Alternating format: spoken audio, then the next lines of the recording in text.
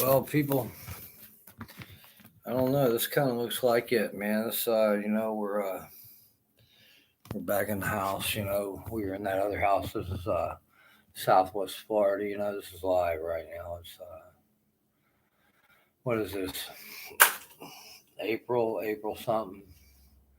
We finally got back over here and started getting a little cleaned up out here in the garage and everything. And I say I hate it when I'm right, but when we first moved into the other place and stuff was going crazy, and I was like, didn't know what was going on, and saying people were going to kill us. Well, there was people lined up outside the house over there. There was like 50 to 100 of them, and they were all just standing around being quiet and watching me. And I'm sitting there going, man, I think my mom was in the hospital. I'm gonna freaking die here. And they had all kinds of weird instruments, and there was gas coming out of the house. Remember how I used to talk about that shit? Well, they do it constantly. It's not. I'm finding out it's not always gas. I mean, there have been shit that's made me hallucinate and pass out and shit. Knockout gas. But like a couple of weeks ago in here, something was going on, and I was gonna go outside or go for a ride or something, and I got I don't know where it came from, a vent or something, where I got a whiff of this shit and it knocked me to my knees. I mean, it was so strong, whatever it was. I don't know what it was. And I was like, oh shit. And if I would have, you know, not been able to, I probably would have passed out, might have died. I don't know. But I mean, this stuff's, I mean, the people, man, it's like, these aren't just, some, like a New York, um, young thug gang or something. It's not like that. God, look at me. I got old, man. From the first time, if you can go back and see the first time when I was on, and everything, and I've aged a lot the last couple of years. I know my hair, I always play with my hair and color it and shit. But I've really, they don't give me any rest. They're constantly harassing me 24 hours a day. From the time I wake up, I like sometimes I don't even go to bed. I don't like sleeping at night because every time I go to sleep, something happens. At night it's like a real horror story. It really is. And you know, today was like the worst. My mom can't hear as well as she used to, and she can't move as well as she used to. And our bones hurt really bad, especially our joints and our back and hips and stuff. And I think it's something they're doing to us. And I know that my hips are totally fucking shot now. They weren't this bad, when we first went over there to that other house. And through the constant efforts of them, what really gets me is I found out the local whatever, the county law enforcement is in it too, and they're just 100% with these people, and it's almost like they privatized law enforcement, and and these people are like mercenaries, and they don't care about. Well, they care about. They'll murder me and my mom, and they'll take the fucking house, and they'll take everything and walk away laughing. I've got I'm serious. I fucking hate that shit. Um, but that's and I don't have anybody on my side. Everybody's against me right now. I mean, I got one or two people that'll say, hey, yeah. And I don't have any. All the hard hitters are on the opposition, and all they've heard me do is cuss. I'm not in public. I mean, I don't go out into stores and say, and get rude or anything. But when I'm sitting here at the house and I'll be sitting here and I'll go off on a um, cussing and stuff because I've been um, sprayed with a chemical, or um, the force just suddenly, which if they say I'm crazy, I am, but not like that. But what I mean is, I think that's why our bones are fucked up so bad for one reason. And I'll start going, fuck you, and start cussing like that.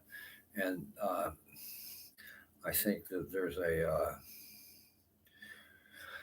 I, kind of like that one movie, um, Truman Show or something, where I'm on the dark web somewhere, where I have a TV show where people, and I think they pick out the highlights or lowlights or whatever you want to call it, and they vilified me. And I started noticing when they started talking about these guys, I helped, that I helped out a little bit, um, and the girl was like, "Oh, they're so proud of him for getting out of the woods and all this, getting his life together and stuff." And I'm thinking to myself, well, nobody ever says anything like that about me, about trying to help somebody. And for some reason, everything I've done is turned around and made to look bad, like I'm doing it for some evil reason, probably drugs or something like that. And the fact that I don't steal, I really don't, and I don't shoplift. If I'm hungry, I can go somewhere. Um, if I need something that bad, I damn sure wouldn't walk in and steal it from a store or steal it from somebody. Number one, I'm old. I can't run, can barely walk. But number two, I just I've never been into that lifestyle at all. I'm not. I don't because I worked all my life um, and bought tools for whatever trade I was in, and I tried to buy good stuff, and I tried to take care of it. And I know how it feels to lose your stuff, and so I try not to do that to other people. I mean, it's just probably from working all my life. I started working in 1971 when I was like in fourth grade, and we mowed yards, and I learned how to work on lawnmowers and sharpen blades and the engines, and we had the manuals for the engines. Me and my dad, and we had days where we would work on the lawnmowers and sharpen them, and sometimes we take the engines apart, to do something like the valves, or on a two-stroke they have reed valves and stuff. You could clean them out and they'd run like a top. But my dad would buy the manuals and stuff. So here I am in elementary school and going into junior high, and I'm already getting a background in mechanics. And in addition to working my butt off, but it bought me the first stereo I ever bought. I think I was 13 or 14, and I researched it by going to the store and buying magazines on the receiver, on the turntable, and I wound up buying a certain brand that I pretty much still love and still, uh, whenever that's the one of choice that I've always had. And the first one I ever bought it was, well, I do admit that I think I was in fourth or fifth grade. Yeah, I was in fourth or fifth grade. I bought one with the arm that went up and 8-track and everything, and then the next one that I wanted something kind of more professional, So I got a separate turntable and stereo. So I learned how to kind of research stuff and get the best thing without being all cheapo, but how to compromise. I wasn't going to spend all everything, and I wound up. Me and my dad worked together, and we bought motorcycles. I mean, the I never. I was like 14, 13 or 14, and I got a motorcycle, brand new, brand new, brand new, beautiful, candy apple red, and I learned how to ride it. And I rode motorcycles until I quit driving. And I always loved them. Um, and down here in Florida, you can ride them pretty much year round, and you'll get wet, in the summertime, and you do want to have a car. But when I was young, I had a car, a truck, motorcycle. Um, and that's how I did it. And the only way I knew how to make money was to go out there and bust my butt and in a week or two, I'd have money, and I might have to borrow some money to eat or to get to work or something, but do that all my life. And, and, you know, this, this whole thing about, um, I don't know, you've probably seen it on the national news and everything about how, especially, I don't know how to say it because it's kind of rude to say it, but, it's like, I don't know, it's almost a madness that's coming across the country, and it's not everybody, and it's not, you see, when the fire happened and stuff, I quit, I used to read the newspaper every day for years and years and years, really. I get the newspaper, the local newspaper here, and I knew what was going on kind of in the county and in the state, and the United States and the world because I would read. I mean, I didn't have to. It gave me the background on what was going on. If I saw something on TV, I'd probably already read it in the newspaper. I'd drink coffee and smoke cigarettes and read the paper in the morning, and that was my thing for many years. And then after the fire, and I don't know why, I I haven't. I'll look at it. I'll look at a newspaper on the stand, but I used to even read the funnies. I don't know what happened. They're burning out of me. That's what I say. And when COVID-19 happened, and they started you know, how serious it was. I didn't even know it was serious. We went into a store and I needed some alcohol, some rubbing alcohol, and there wasn't any. And I asked the lady. I said, "Wow." I said, "So you guys are out of alcohol?" And she goes, "Yeah, it might be the COVID-19." And I was like, "Wow." And I had my secretary with me because back then we were kind of like Batman and Robin sometimes. And um, and I said, "Is that serious?" And she said, "Yeah, you ought to watch the news more or something." So I have a little bit, but I mean, I'm still. I don't know. All my life I was up on pretty much politics. I can remember in the first election that we were in first grade, and it was Lyndon Johnson and Nixon, and us kids had you know we chose sides. You go to a little school bookstore and you could buy my Nixon thing with a cartoon, color them in and stuff. With your little pens and stuff. I swear to God. Or Lyndon Johnson, when you don't have the president stuff, you could color it all in. And us kids were doing that in first grade, so we at least had a knowledge of it. So I had always been kind of up on what's going on around. But the stuff that's going on now,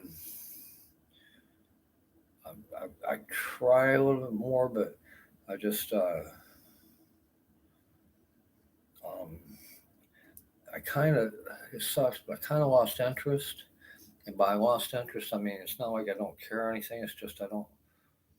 I used to have pretty good opinions about every president that I have knowledge of since a kid, like Johnson and Nixon, and then there's Watergate. Oh, Watergate, that was rough. It cut into a lot of my afternoon TV and stuff. Watergate again? Oh man, it was pretty serious stuff though. It's kind of like it wasn't so much the hippies getting back. It was like the hippies were a little older in '74. But it would kind of yeah, it kind of was like people saying, hey, you government guys you're doing wrong things, and so I guess it was kind of like that, and held accountable, for government doing bad things, and when you see the government doing bad things and you can't do anything about it, it's kind of frustrating. And yes, I've seen that, and I've seen that, and when it's when it's kind of out in the open and people know about it, and And a lot of people are like kind of on your side, it's one thing, but with me, man, it's kind of the opposite where I'm a pariah, I'm a real bad guy, and um, you know,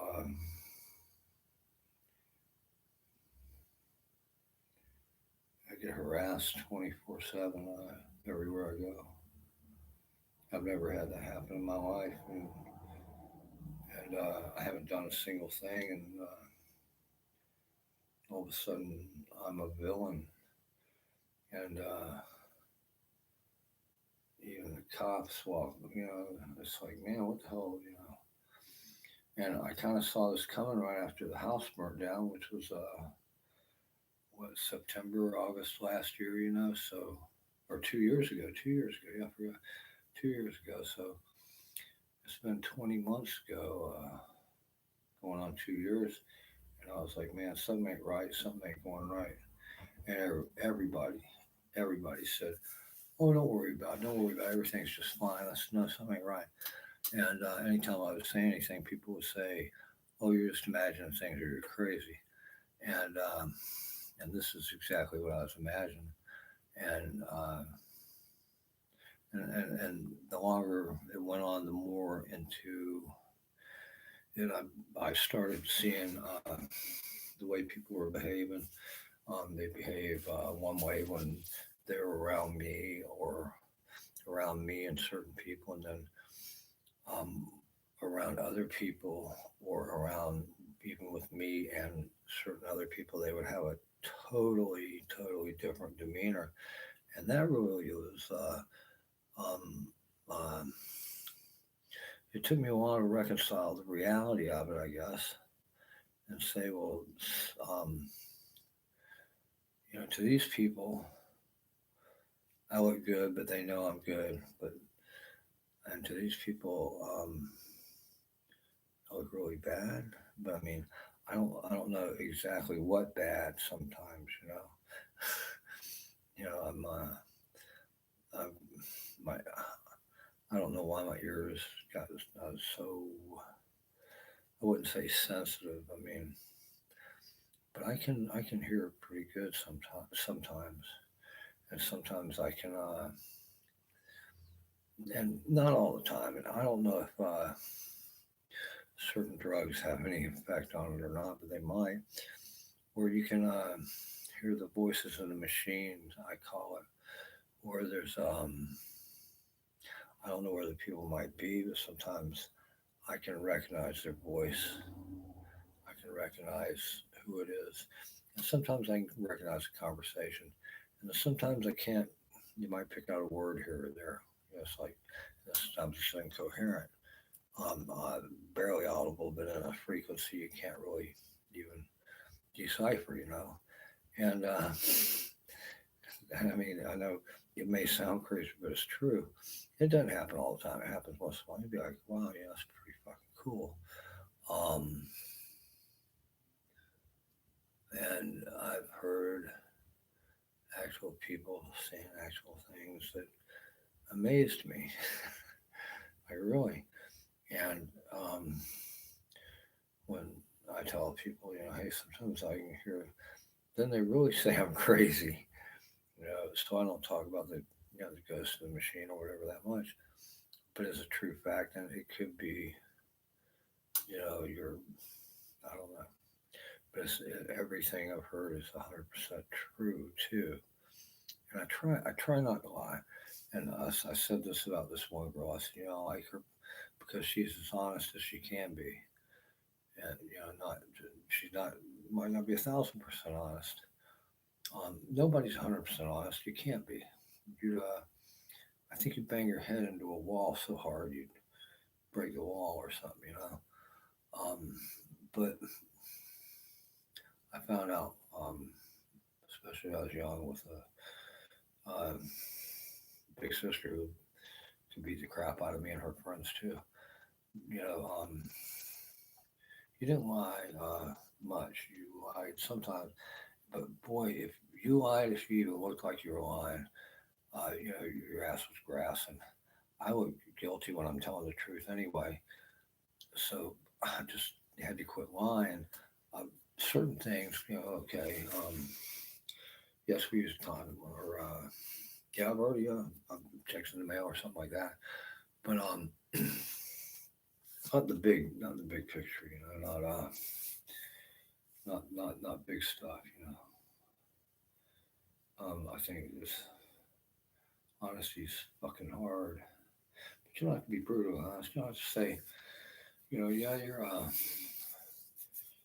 if your nose wasn't so damn big, you'd be a lot prettier. You don't say something like that, or yeah, that's kind of, you don't have to be like, that's kind of too rude. Rude. See, I don't know the line there, but when it comes to something like, did you fix the brakes on the car? Yes, I fixed the brakes on the car.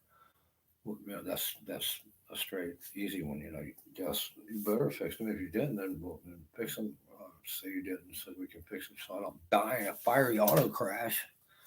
You know, I mean, it happens, up north or in the mountains or something. Down here where we live, Charlotte County is all flat, but you still get going fast and stuff. You run into things, and it's kind of, it always freaks me out. I built a lot of houses on these saltwater canals that were dredged pretty deep in the shell.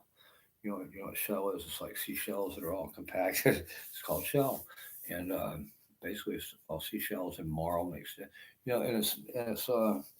And they dig some of these canals are like 20 feet deep. Now you think 20 feet is not that deep, but if you walk off your seawall in your backyard and it's 20 feet down, that's fairly deep. And the water is not always, it might get fairly clear once in a while, but it's not crystal clear. You don't know what's down there 20 feet down. And they have, and in areas where I built houses where somebody disappeared, and 20 years later, there was one or two houses out there back then. And the canals went, the roads went around with the canals, and where they have a skeleton still seatbelted into the car, and it just it chills me to the bone. I mean, what was the other person thinking as it was going underwater with the lights still shining, and there's no houses and there's no tracks and it's rained and nobody will ever know that you drove into that canal until 20 years later when just by chance they have a sonar or something and they see your car. Um, that's kind of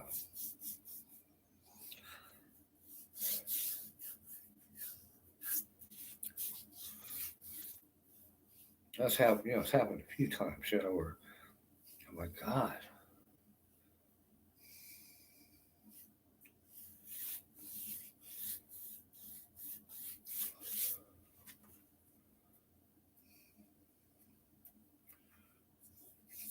or if or you die or something, people are like, um,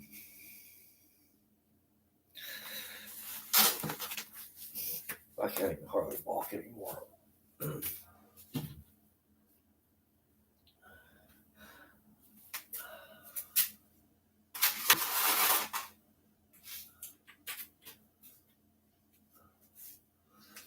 Shit. God damn it. Yes, sir. Damn.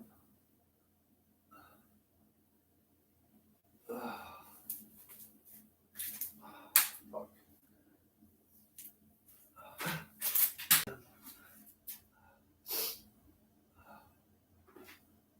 Damn.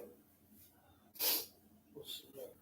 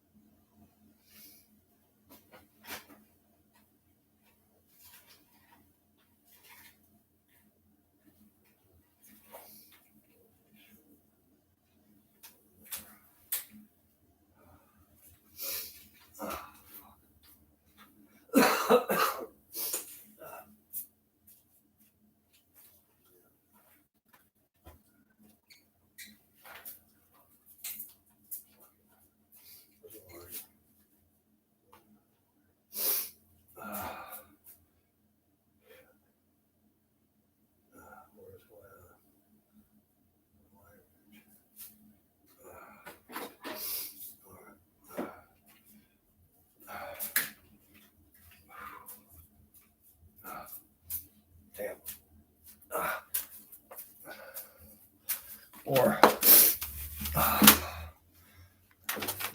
think if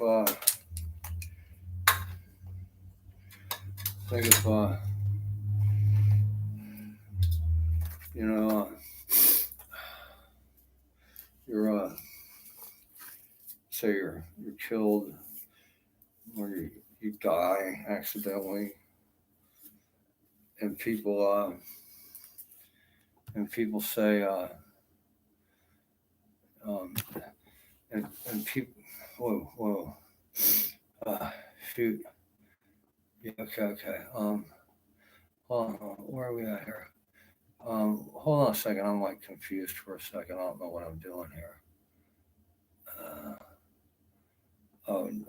I guess right here maybe. Did I do that? I don't know. I don't know what I'm doing. What did I do? I don't even know.